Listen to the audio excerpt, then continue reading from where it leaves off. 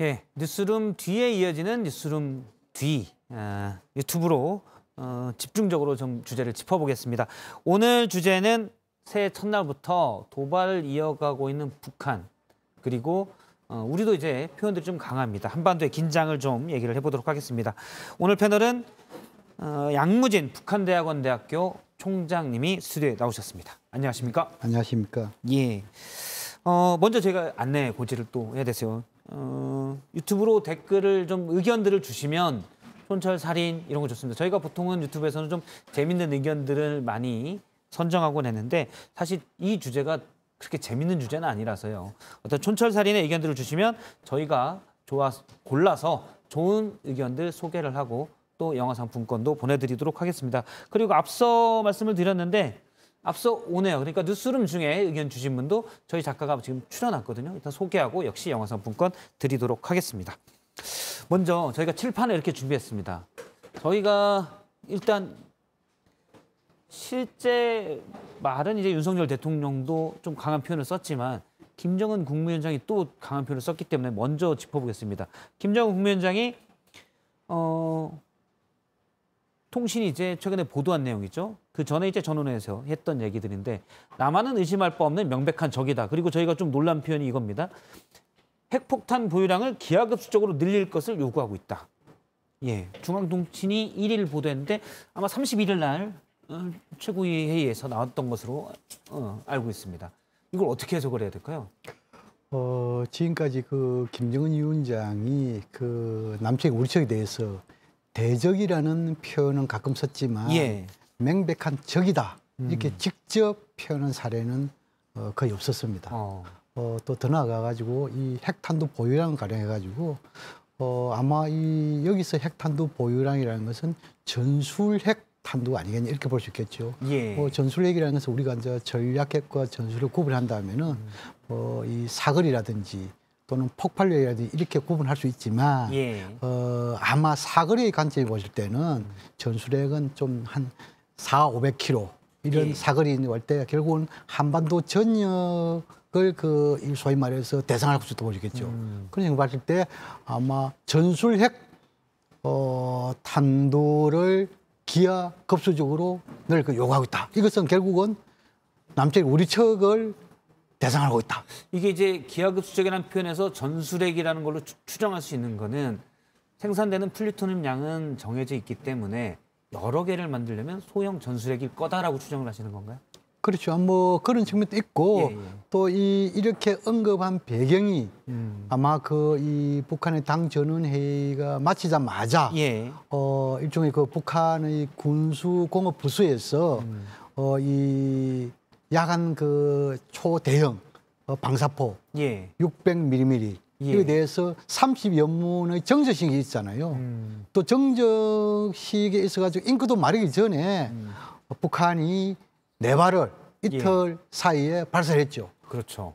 그렇다면 이 대형 방사포의 이 소위 목표 지점이라는 것은 남측 우리 측 아니겠어요? 예. 이런 관점을 봤을 때 아마 앵커께서 말씀하신 대로 그 무기급 플루토늄이든 무기급 우라늄이든 이것은 한계가 있다는 측면도 있겠지만 예. 그 대형 방사포라는 관점을 봤을 때 아마 전술핵은 우리를 대상하고 있는 것이 아니겠냐 이렇게 볼 수 있겠죠.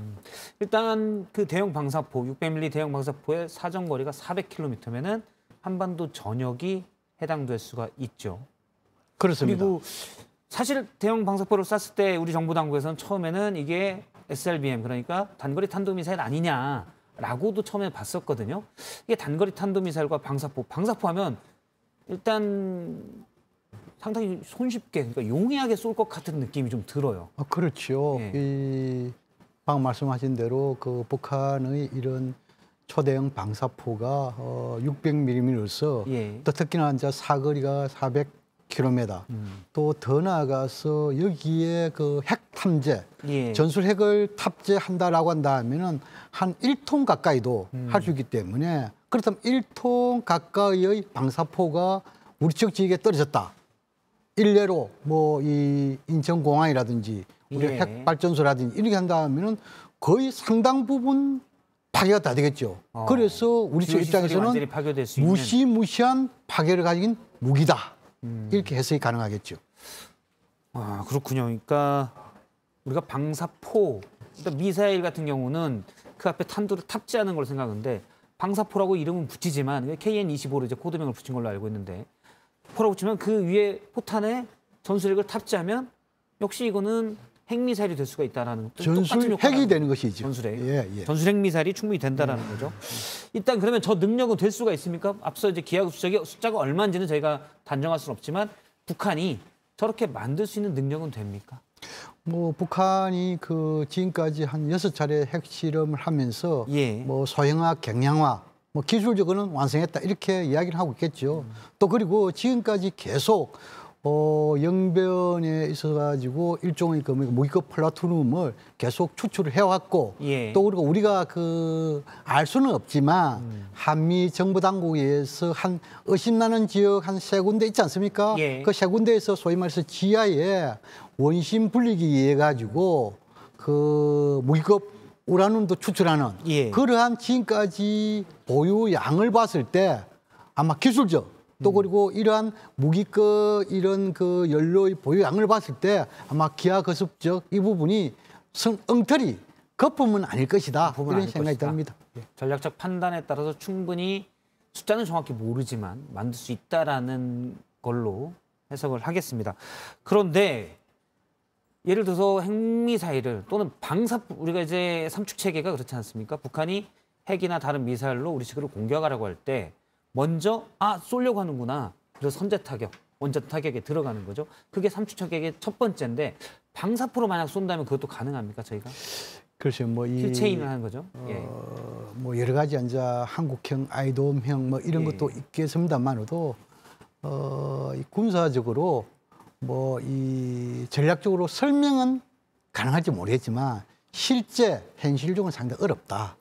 다시 말해서 우리가 그 이 킬체인과 그다음 한국 미사일 배치 그다음 마지막으로 대량 응집 보복 아니겠습니까? 예. 그런데 킬체인을 하기 위해서는 정확하게 북한이 우리 쪽으로 공격할 수 있다는 것을 나름대로 정보를 알아내야 되잖아요. 명확한, 그런데 분명한 정보가 있어야 돼요. 이 북한이 지난해 1년 동안에 그 다량의 그리고 다종의 이런 미사일 시험 발사 또 더 나아가서 이 은둔형 이런 거 있지 않습니까? 그렇게 임의의 시간, 임의의 장소에서 다량, 다종의 이런 쏘았을 때 과연 우리나라가 그것을 방어할 수 있는 체계가 갖춰져 있을까?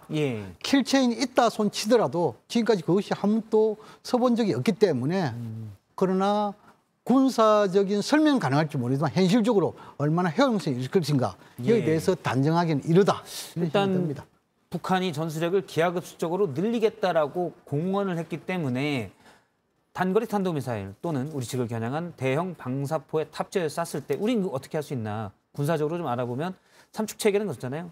쏘려고 하면 먼저 저기서 쏘려고나 해서 거기를 타격하고 만약 그럼에도 불구하고 쐈으면 저희가 이제 요격을 하고 그다음에 마지막에 대량 응징 보복을 하는 건데 저도 이제 얘기를 들어보면 북한이 탄도미사일을 쏘려고 한다라고 하면 대충 NSC에서는 약간 알더라고요. 오늘 내일쯤 쏠 것 같다. 그건 이제 정보 자산이 정찰 자산을 통해서 있는 거죠. 그런데 실수할 수도 있다는 말씀이신 거죠. 여러 군데서 쏘면 그걸 다 체크할 수 없으니까 일단 원점 타격이 안 될 수가 있다는 말씀이신 거죠. 그렇죠. 뭐 이 다량 다종, 임의의 시간, 임의의 장소라고 했을 때 뭐 일례로 뭐 이 터널 안에서 숨어 있다가 갑자기 뭐 열차라든지 이걸 통해 가지고 쏜다든지 그래서 지금 이제 TEL 다시 말해서 이동식 발사대 이것은 그 소위 말해서 엄밀성이 상당한 거 아니겠어요? 그런데 과연 이것을 우리가 한미 정보 당국이 아무리 군사 정찰 위성이 확보돼 있다 손치더라도 그러나 북한이 숨기려고 했을 경우에 그것을 찾는 것은 쉽지 않을 것이다. 저는 그렇게 생각을 합니다. 그리고 뭐 잠수함 발사도 있기 때문에 SLBM으로 쏠 경우 더 탐지가 힘들 수도 있고요. 그렇죠. 예. 제가 계속 얘기하는 거는 사실은 북한이 정말 공격을 했을 때 우리가 완벽하게 왜냐하면 우리 시민들의 사실 생명이 다 달린 문제여서 완벽하게 방어할 수 있냐 이 부분에 의문이 들어서 계속 여쭤봤습니다. 그런데 그걸 꼭 완전히 자신할 수는 없다라는 말로 해석을 하겠습니다.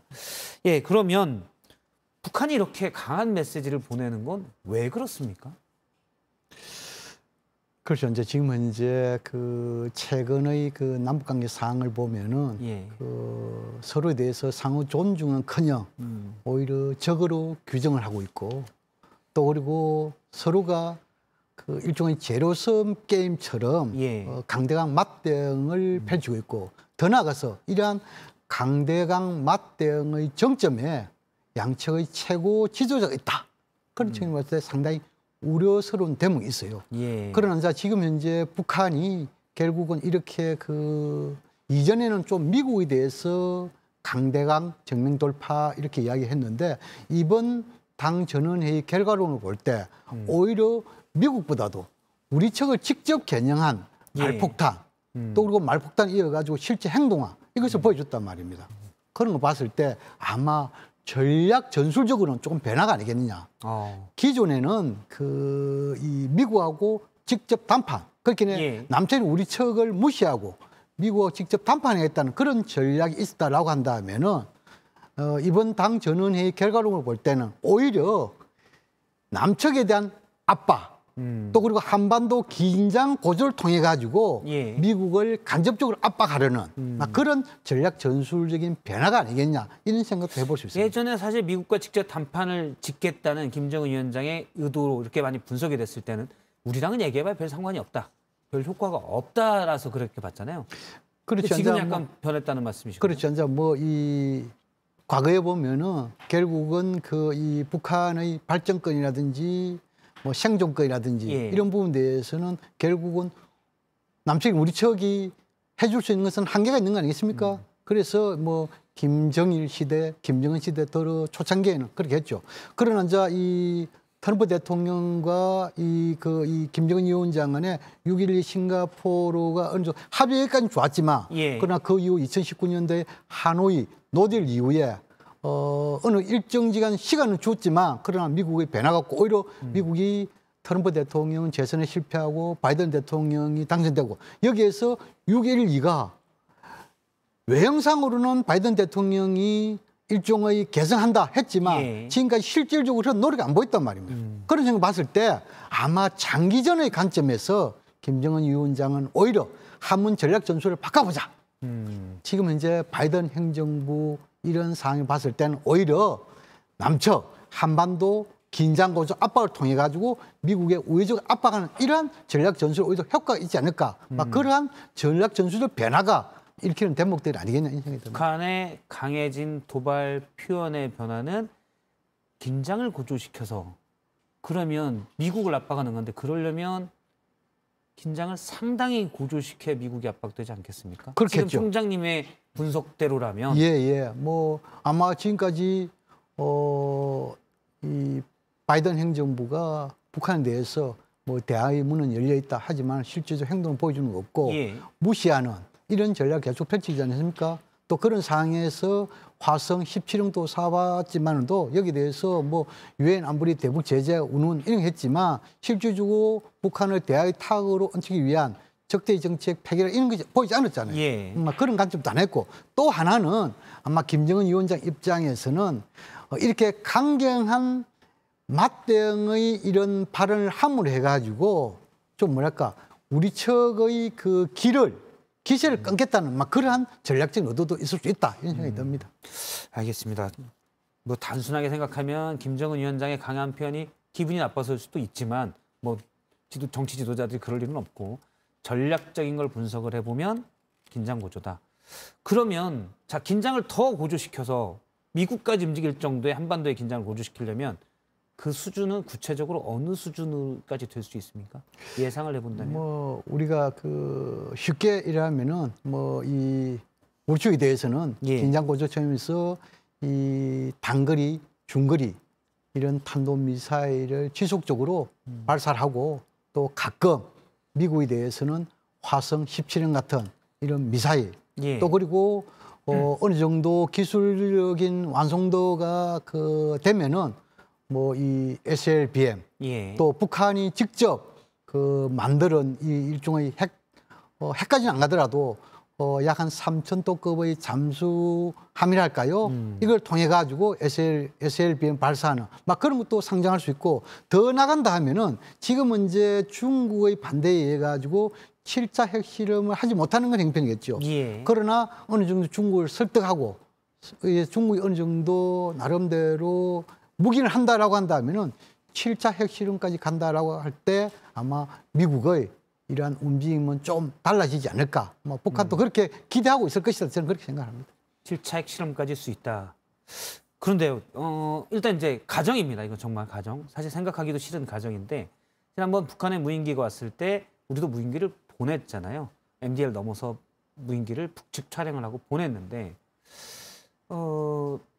만약에 북한이 우리 무인기를 보고 저걸 격추시켜야 되겠다 해서 포를 발사하거나 해서 그게 남측으로 와버리면 국지적인 도발이 생겨날 수가 있잖아요. 국지전이 생기고. 그렇죠. 이런 데서 둘 다 강대강으로 부딪히면 자칫 인명피해가 날 수도 있는 거 아니겠습니까? 이건 정말 생각하기 싫은 가정인데 사실 많은 일들을 대비를 하고 뭐 지난주 컨티전시 플랜도 짜놔야 되니까요. 예. 이 무인기와 관련해서는 예. 이 윤석열 대통령께서 이 확전을 각오하고 예. 철저한 대응을 준비해라. 예. 이러한 표현이 아니고 확전을 각오하고 북측에 비례성에 의해서 무인기를 보내라. 예.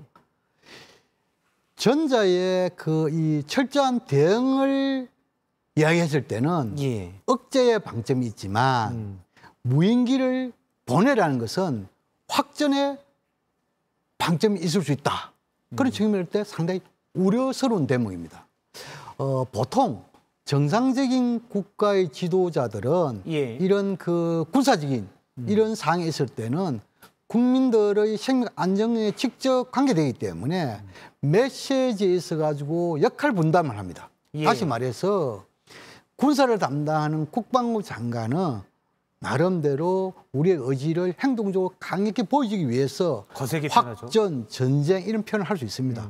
그러나 대통령은 정무적인 여기서 판단해야 되기 때문에 예. 이것은 결국 뭡니까? 대통령의 결단은 고뇌에 찬 결단이다. 이렇게 이야기하지 않습니까?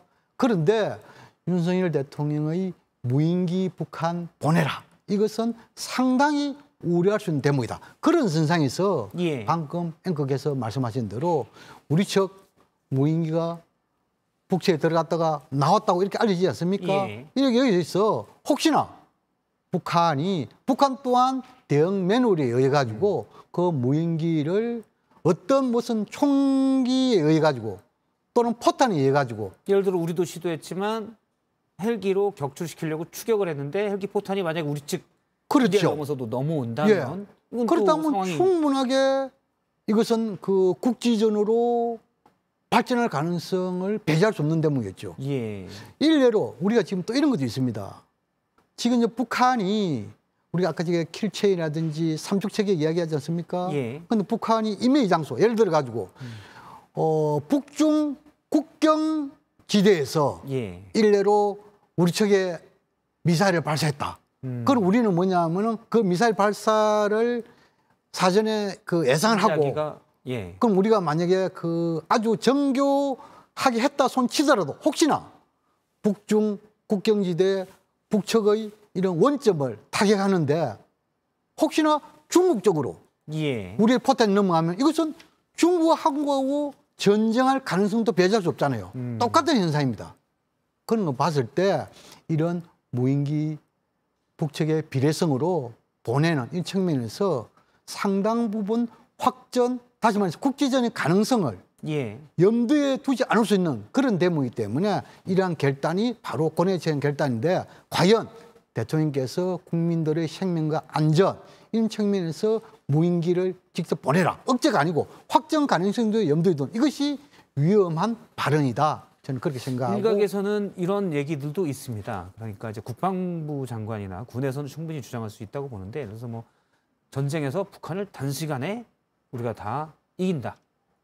충분히 이길 수 있고 그럴 수 있다고 믿기도 한데 북한이 어떻게 되는 것과 상관없이 만약에 우리 쪽에 피해가 일부 있다면 일부에서는 그런 얘기입니다. 그 피해가 우리한테 훨씬 더 큰 거 아니냐. 그러니까 전쟁의 위협이나 여러 가지 부분에서 그래서 뭐 앞서 말씀하신 방사포가 뭐 저 외곽이라도 떨어진다거나요. 그래서 그런 상황 관리에 대한 좀 더 신중함도 있어야 되지 않나라는 지적도 있습니다. 충분히 있을 수 있죠. 북한하고 싸워서 우리가 이기냐 마냐 뭐 이건 중요한 게 아니라 우리 피해가 중요하다는 거죠. 전쟁은 지금 현재 핵을 가진 북한하고 전쟁이 벌어질 때 성자는 없습니다. 모두가 패자가 있을 뿐입니다. 예. 뭐 이 최근에 우리 국방부에서 북한이 우리 측에 핵을 사용한다 하면은 김정은 정권 종말론을 이야기하는데 김정은 정권의 종말 그 의미 없습니다. 오히려 우리 민족이 종말될 수 있고 한반도 지도가 사라질 수 있습니다. 그래서 상당히 우려스러운 것이고 물론 뭐 이런 주장도 합니다. 그래서 우리가 너무 또 제가 이쪽 저쪽 주장을 많이 하는 것 같지만 너무 약한 모습을 보이면 북한이 더 도발하기 때문에 강한 모습을 보여야 된다. 그래서 대통령의 표현도 우월한 전쟁 준비 이런 표현도 나오고 상당히 강력한 표현을 그래서 한다는 해석도 물론 있긴 있습니다만. 뭐 그렇게 해석은 할 수가 있습니다. 예. 그래서 제가 말씀드리기로 북한에 대한 메시지에 있어가지고 대통령과 국방부 장관의 메시지는 역할 분담이 필요하다. 구체적으로 한 번 더 반복 말씀드리자면은 예. 국방부 장관은 방금 앵커께서 말씀하신 대로 강력한 이런 공격형의 이런 이야기를 하더라도 대통령은 좀 더 한 발 물러서면서 억제에 방점을 두는 그런 메시지를 보내야 된다. 이렇게 생각하고 특히나 지금 이제 우리는 분단 이 정전 체제에 의한 분단 국가 있습니까? 예. 이 분단의 리스크가 있습니다. 이 분단의 리스크가 잘못해 가지고 이러한 이 확전에 의한 전쟁의 리스크까지 부담된다면 우리는 상당히 어렵게 될 수밖에 없죠. 예. 이것을 한 가닥 더 나아간다면은 소위 말해서 경제 위기 상에서 안보 위기까지 중첩적으로 들어간다면은 우리가 그것을 다시 만회하는데 얼마나 많은 인내와 노력과 비용이 들지 않겠습니까? 예. 알겠습니다. 안보 위기까지 나오면 실제로 불안감은 있습니다. 예를 들어서 무인기가 나온 뒤에 북한의 무인기가 왔다가 한 뒤로 새떼를 쫓는다고 또 풍선을 쫓는다고 우리의 전투기에 떴을 때 심야의 전투기 소리에 전쟁 난 것 아니야? 라는 불안감을 갖고 있던 사람도 있었고요. 그제 이제 ADD에서 국방과학연구소에서 이 우주 발사체를 발사했을 때 그걸 보면서 비행운 그런 것들을 보면서 이게 북한에 무슨 이상한 로켓 아니야? 이런 불안감들이 더 늘어난 건 사실이거든요. 예. 그러니까 사실은 그렇죠. 뭐 그 가능성에 대해서 많은 시민들이 염두에 두고 있다는 거죠, 이제. 그렇죠. 뭐 이것을 어찌 보면은 안보 위기를 뭐 국제 정치로 이용한다는 이러한 분석가들도 있고 예. 또한 지나치게 무덤덤하면은 소위 말해서 일종의 위기에 대해서 예. 느낌이 없는 거 아니겠느냐 뭐 이렇게 주장하는 사람이 있지만 어쨌든 간에 저는 지금 현재 한반도 상에서 예. 대통령까지 직접 나서서 위기를 고조시키는 행위는 바람직스럽지 않다. 예. 그것을 좀 강조하고 양무진 싶습니다. 총장님의 생각은 역할 분담이 이루어져야 된다. 사실 국지전이나 이런 부분들은 상황이 뜻대로 통제 안 될 때도 많잖아요. 그래서 예. 특히 이 핵과 관련된 부분에 있어서는 우발적인 충돌에서 국지로 나갈 수 있는 것뿐만 아니라 예. 안전사고도 있을 수 있어요.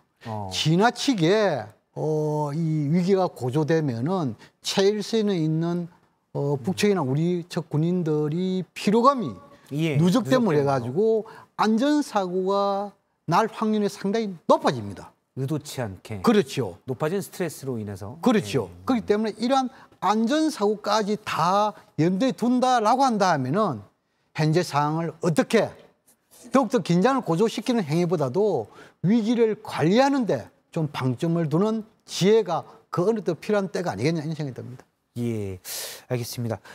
북한이 이 부분도 좀 여쭤보겠습니다. 김정은 국무위원장이 최근에 딸이죠. 2012년생으로 알는데 김주애와 함께 미사일 발사 시험에 나와요. 저희로서는 사실 잘 이해는 안 되죠. 이제 10살 된 딸을 큰 미사일 앞에서 이게 우리 미사일이야. 이것도 좀 잘 이해는 안 됩니다. 어떻게 보십니까? 의도가 있다고 보시나요? 그렇지 않죠.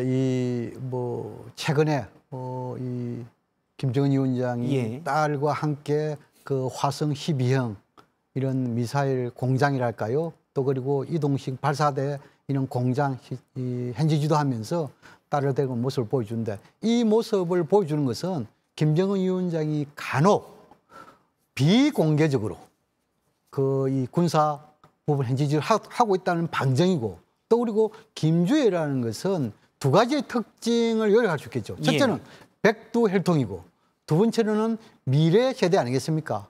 그리고 화성 17형, 화성 12형 이러한 공장 또는 발사 현장에서 노출되었다는 것은 아마 김정은 위원장 입장에서는 백두혈통을 지키는 강위력한 수단이 핵이다. 또 그리고 북한 미래의 세대를 지키는 것도 핵이다.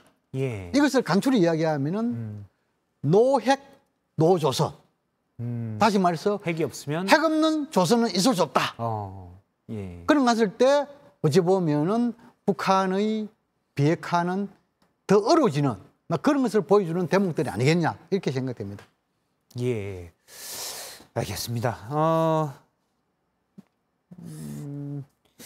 저희가 이제 시간이 거의 다 돼서 오늘 뭐 양문진 총장님에게 좋은 말씀 많이 들었고요.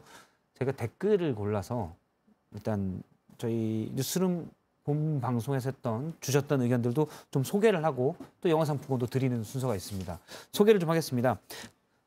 오늘 뉴스룸 본 방송에서 댓글을 주셨던 분들인데요. 솔매님, 남북 간에 평화적으로 교류하며 가까워지려고 해야지 서로 적대시 다시 갈라서려 하네라는 의견 주셨고요. 예, 수수님, 핵 함부로 못 쏜다.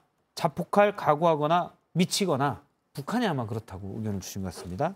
데이비드 홍님, 전쟁할 각오를 해서 준비해야 전쟁 안 나지. 우크라이나 보면 모르냐라는 의견 주셨습니다. 그다음에 사실상 오늘 이제 윤석열 대통령이 조선일보 인터뷰에서 나왔던 얘기죠. 미국과 핵을 공동으로 기획하고 운용하겠다. 이게 이제 핵 공유랑은 정확한 의미는 아니지만 그걸 대신할 수 있다는 그런 의미로 쓴 것 같은데요. 느낌필님은 미국이 핵 사용 권한을 줄 리가 없다라는 의견 주셨습니다.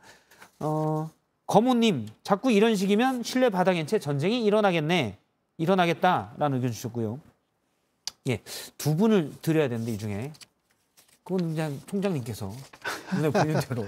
예, 뭐 하여튼 뭐 안 주신 분한테 제가 욕 먹을 수 있으니 총장님에게 국민들의 그 목소리이기 때문에 예. 그 이 첫 번째 그 이 솔매님 예, 그리고 하고 그다음 뭐 이 저는 전쟁 가고 이것은 조금 그 설득이 떨어진다 이런 측면이 되고 그다음 뭐 예를 들어 가지고 자꾸 이런 식이면은 신뢰 바닥인데 전쟁이 나겠네. 이것은 결국은 뭐냐 한미동맹의 중요성을 좀 인식을 하고 그 미국을 좀 믿으면 좋겠다. 뭐 그런 부분도 깔려 있겠지요. 그래서 이 두 사람한테 한번 알겠습니다. 양 총장님이 거모님하고 이런 적은 처음이시죠? 방송에 나오셔도. 예, 그렇습니다. 솔매님에게 영화 상품권을 드리고요.